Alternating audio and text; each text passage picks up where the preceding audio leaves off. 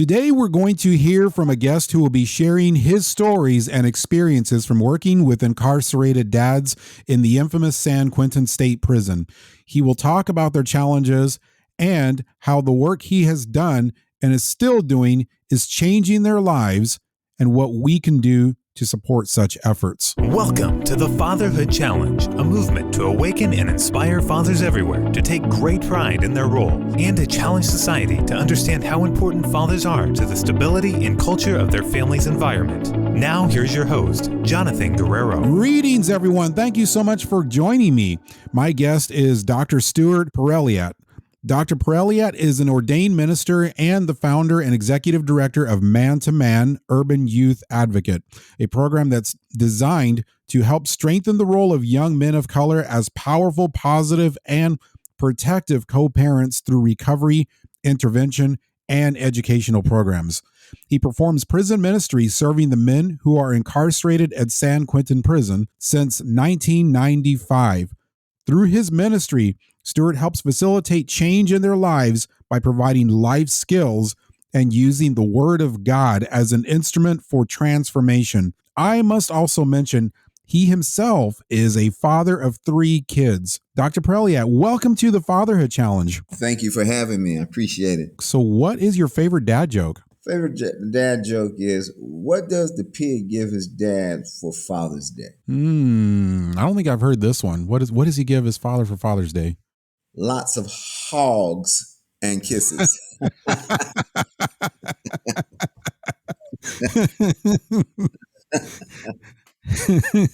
Now that was a good one.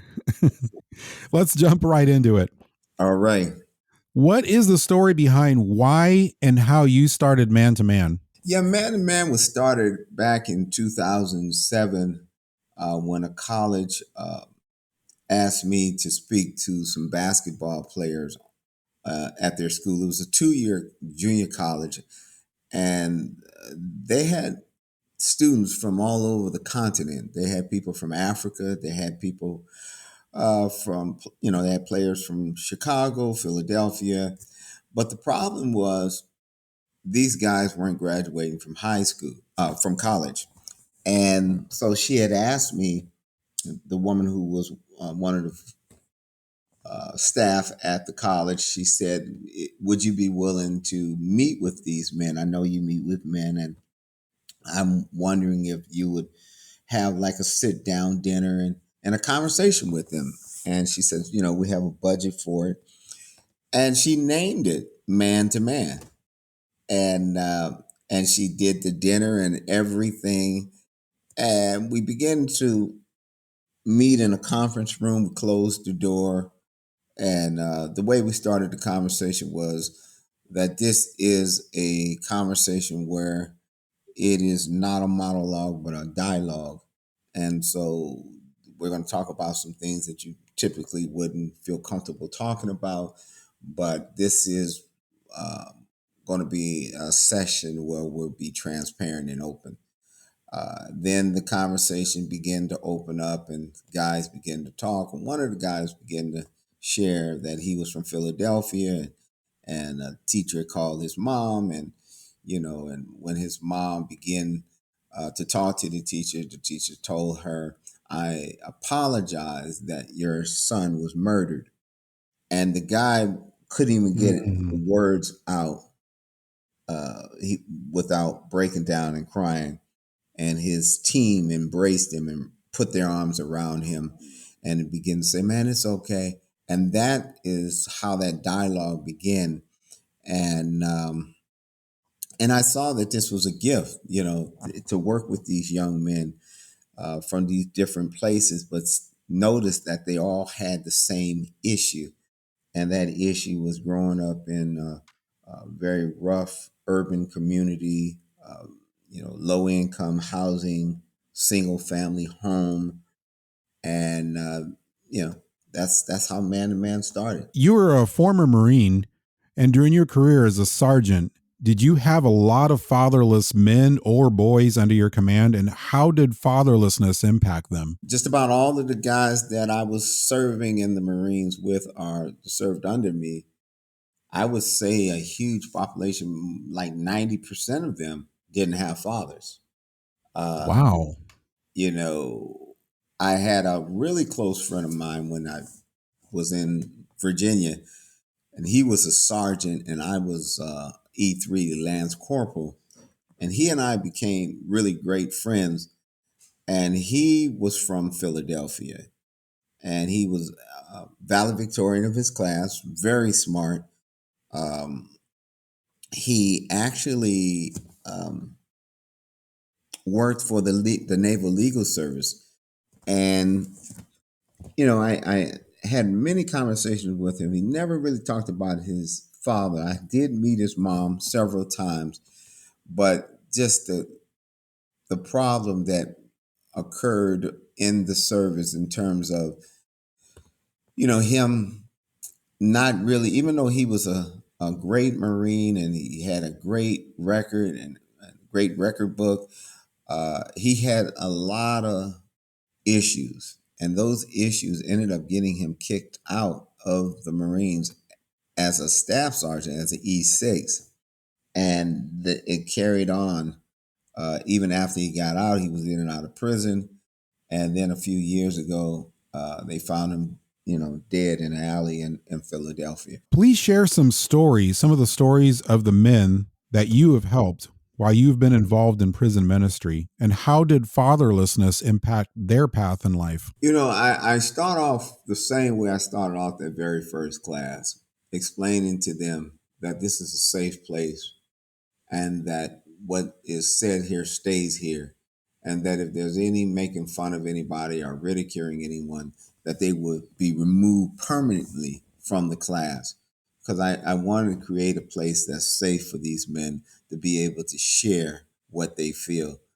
Uh, with that said, we started off with a class, Men and Emotions, and talked about, being transparent, being vulnerable, um, being able to have empathy and talk about the things that they're struggling with. And so one day I was teaching this fatherhood class, Inside Out Dad, and there was a guy that was in the corner. We all in a circle, but he was on the corner end, and he cried the entire class. I mean, and I can tell the guy was doing something in his life. And I also could tell that he was very uncomfortable being in that environment, crying in front of people. And after the class was over, I shared with him, I asked him to come to me and talk to me for a minute. And I told him, I said, don't ever stop coming. I said, I know you feel awkward. I know if you feel like you would want to stop coming because you feel like, less than a man because you're crying in front of all these men. I said, but God is doing something in your life and he's healing you. And if you stop coming, the healing process will stop. And then he began to tell me, he says, Dr. Perrilliant, he says, you have no idea of my life. And I never really knew how messed up I was until I started taking this class and what I missed. I never even thought it was a problem not to have a father in my life. But now I'm seeing, the decisions that I've made and the directions that I've gone is because I did not have that foundation. I didn't have a father who could lead and guide me. And he says, I've learned so much in this class. And, I'm working now to be a better father myself. So, what was really happening there was an ongoing conviction from the Holy Spirit. Absolutely, and he is a believer, and he was just telling me, I just been struggling, and I mean, I could tell you stories after stories. There's another guy that's in my class. He's 60 years old. He only's been on the outside 5 years of his life. He's been in and out of juvenile hall. He's been in and out of county jail and prison all his life. And he shared with me, he said, Dr. P, he said, you're the real deal. He said, I have never even thought about being in a relationship or even communicating. He says, after every class, they have tablets now where they can call their spouses on these tablets. And he says, I call my wife and we go over every class. He says, I don't, he says, I just got to tell you that this class is one of the best classes that I've ever taken. And he says he doesn't have any kids, but just the fact that he's in this class and he plans on having kids when he comes out, he says it's just really helped me with my communication skills and how to, better be in a healthy relationship. He's been in and out of bad, unhealthy relationships, drug infested relationships. But, this fatherhood class, and he doesn't have any kids, but he's learning how to be a good father. And he's realizing that the decisions that he made was because his father, when he was a young man, about 10 years old, told him that he was leaving his mother and going to have a relationship with another man. Wow. He said that really wrecked his world. And he said he even questioned his own masculinity and manhood, and even asked himself, would he even, be that way? And it's just really struggled with his identity as a human being. That's interesting that he called you the real deal. And I will validate that 110%, because just for the sake of transparency with this audience, we tried to schedule this conversation that we're having right now, and we had to reschedule the conversation. And the reason we had to reschedule that conversation is because you were helping your daughter with an application. In other words, we had to reschedule this interview because you were fulfilling your responsibility as a father. You, frankly, it's clear you don't really care whether anybody knows about this detail or not. But my point is that you were doing what you were supposed to do as a father, whether anyone was looking or not. And I want people to see it, because that to me is modeling. That's what everyone else should be doing, putting their kids first. So, the fathers that you've helped in prison, what are some of the challenges that they face in staying connected with their family and kids? A lot of them have issues with communicating with their kids because the mom is the gatekeeper. And because of whatever relationship that they've had with the mom has created a place where the mom will not allow them to communicate with their kids, or just will ignore the phone calls or the writing of the letters. And these guys are saying, I know I made mistakes, but I want to be a part of my children's life. That is a really major issue in terms of these young men and older men communicating with their children. There are others that have shared with me, because of their lifestyle before prison has created a wedge in their children's relationships, that now their children are adults and don't want to even have anything to do with them. But they're still taking the class. They still want to, learn how, they can communicate with their children and find some tools to help them so that they can start over. And so one of the things I share with them is that, it's a process, because there's a lot of trust issues, there's a lot of hurt, there's a lot of pain. And so you're going to have to be patient with them through that process. And it's okay to let your children know that you made a mistake. You made some bad decisions and you're sorry, and you was wondering if you could start over. I think that these fathers have shared with the mother that, they want to be engaged in their children's life. But I don't know how much they know about how these guys are really rehabilitating their lives and changing their thought process and really wanting to be engaged in their children's life. And they're sincere about it. These guys are some really sharp guys, made some bad decisions, but they're not bad people. Now I'm not saying all of them, but there are the majority of these guys just made a lot of bad decisions at a young age. and now they're not wanting their children to make the same decisions that they made, and so they're trying to be a part of it. And some of them even feel like they can't do that because one, they never had a father. Two is they don't know the impact that they have in their children's life, even while they're still behind prison.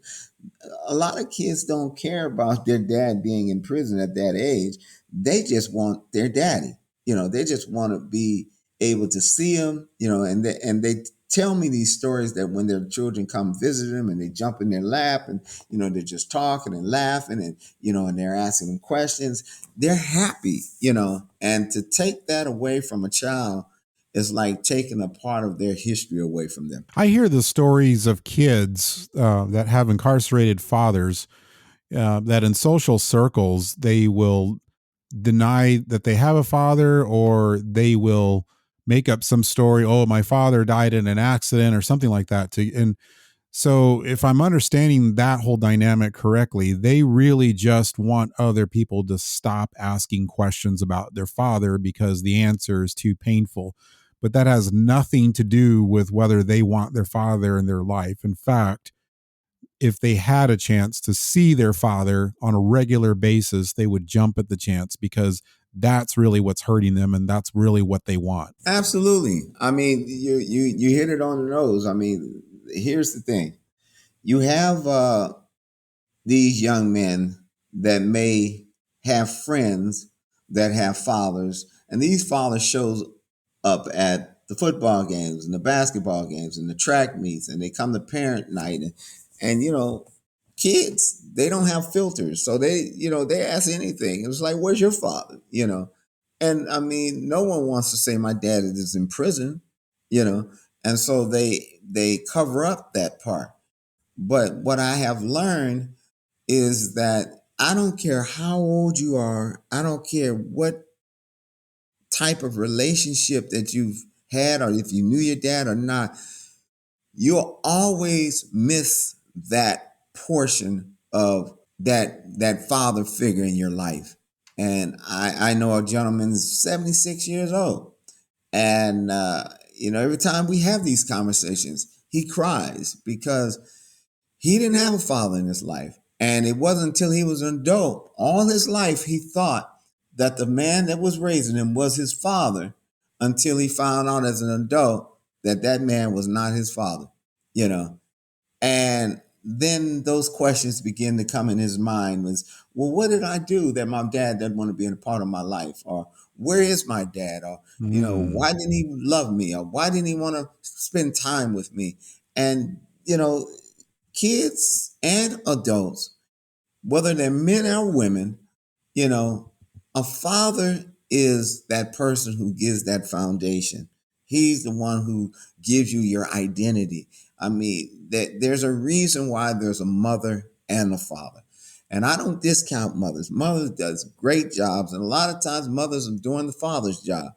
But the truth of the matter is, kids need both parents, and they know that because that discipline comes from that father. It's a different discipline that comes from the father that comes from the mother, and kids recognize that. Let's change gears a little bit. Let's talk about where God is. Where is God in all of this? And by this I mean, where is God in the stories of the men that you've helped and are still helping? God has always been there, and God is transforming these guys' life. It's funny that you asked this question, because when I teach these classes in San Quentin State Prison, I teach these classes in the chapel. So the Protestant chapel. So this is in the church where they're getting this class. So I have no problem talking about God, and the people that's in this class have no problem sharing about how God is transforming their lives and even connecting their relationships. When we talk about fatherhood, fatherhood is a major issue everywhere in the world. It's been said that it is, an issue that creates like 90% of our social ills. It's the most It's the most devastating issue, crisis in our community today. And when we think about that, unfortunately, we have that same problem in the church. So when you ask that question about, okay, what about where's God in this? God still remains the same. Even if we look in the Bible and we see all of these great men of God, David, Eli, Solomon, uh, they were great men of God, but they were horrible fathers, you know. And when we think about this title of a father, that father name came from God, the Father. He is the ultimate father. I mean, he takes this title so serious that he gave us his name. And so when these young men understand that, and they understand the responsibility that God has given us to father our children and to be able to embrace them and uh, to hold them and to love them and to protect them, we're really only exemplifying what God has done in our lives. One of the most powerful stories that I recall in the Bible, and it's funny you mentioned that. You mentioned several characters in the Bible, several men in the Bible who were terrible fathers. One of them you mentioned was David. This is the story I like about David. So David had this great idea in his mind. He wanted to, he could not stand the thought that God is living in some tent among the people, and thought he should be living. And here I am in this luxury palace. God should have a temple better than my palace to dwell in. And so he wanted to build the new temple. God basically said, "Nope, you're not going to be the one to build this temple. You've shed too much blood." However, you're going to have a son, and your son is going to continue that work. You can do the prep work. You can get all the materials during your reign, your administration. You can get everything needed, but you're not to build it. Your son's going to do that. And then God just changes gears a little bit. Oh, by the way, I'm going to parent your son. I'm going to be his father. Mm-hmm. I Mm-hmm. thought that, and this is not, and I don't really read that as necessarily a rebuke on David. I read it as an act of grace Mm-hmm. that God is bestowing, even a blessing to be a dad to Solomon that David could not be. I think that's absolutely powerful. It is. You're absolutely right. When you think about, David, and the Bible says that God says that David is a man after my own heart. He's my friend. Yet, Mm-hmm. he has his son who wants to take over his kingdom. He has another son that raped his daughter, one of his daughters. I mean, it was a lot of dysfunction in that family because David was not in his rightful place as a father. What is the solution for incarcerated dads that you help? How are their hearts turned to their kids, and how are their kids' hearts turned back to their fathers? Well, it has to start first in their heart. When people know things different, then they make different decisions. They respond different. When you grow up in an area where uh, everybody in your neighborhood doesn't have a father, and you grow up thinking that that's the norm, uh, then your mind grows into a place where your identity is changed, because your identity is changed in the sense that you don't know who you are, and so the streets begin to dictate who you are, and so they begin to give you labels. You're a drug dealer, you're a killer, you're a pimp, you're a hustler. All of these things that they get this in their mind because they don't know who they are. But when they get in prison, uh, they have a lot of time to think, and they have a lot of time to read. And then we give them some tools to put in their toolbox to help them to see differently than what. So I guess what I'm trying to say here is we have to uproot the old foundation, you know, and we have to give them a new foundation with a new thought process. So we have to, and that's what I tell these men is everything that you've learned about masculinity, about a man and man not crying and a man not being transparent and not open and his responsibility for his children and how he treats the women. You have to forget all about that, because then you have to throw that out, because you're going to have to relearn some new things.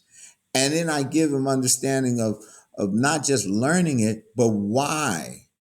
And so when they understand why, and they learn how to communicate, and they learn that a lot of that thinking that they used to think about is really unhealthy, now they have a better way of dealing with life, better way of dealing with relationships, better way of communicating with their kids, being able to say, I love you, where I guarantee you, when I talk to these men and I ask them in any prison, I can say this as a general statement.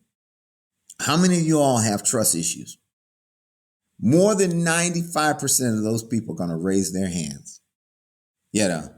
And so once they gather that trust and they begin to transform their mind and their thinking, and allowing God, the understanding that God is the one who created this baby, God is the one who's giving you this responsibility, God will give you what you need to parent these children. When they understand that, it's a game changer. Dr. Perrilliant, how can those listening get connected with you, learn more about what you're doing? Well, our website is man, M-A-N, number 2, man, -uya.org. The U is for urban, the Y is for youth, the A is for advocate.org. So it's man, number 2, man-uya.org. Our email address is man to man, and then at man-to-man-uya.org. Man to man at man-to-man-uya.org. I'm also going to make this easy to find. If you also go to thefatherhoodchallenge.com, that's thefatherhoodchallenge.com. If you go to this episode, look right below the episode description, and I will have the links and the email address posted there as well. So as we close, what is your challenge to that person listening now? How can they get involved with what you're doing, and how can they help? There's older men that have lots of wisdom, and they feel like, well, I'm old and I don't have anything to contribute. But young people like to hear from older men about what it really means to be a man, and share stories and experiences. And so, there's all kind of places where, we can definitely use funding. We need help in staffing and facilitators, and as we continue to join in terms of the, transitional homes and things, we just need help, financially as well as volunteers. So wherever a person can, if he can't volunteer, then maybe he can, contribute a donation to the cause. If they can't do donations to the cause, maybe they can help volunteer in any capacity. Dr. Perrilliant, thank you so much for being on the Fatherhood Challenge. It's been an honor to have you on as a guest. It's a pleasure and an honor.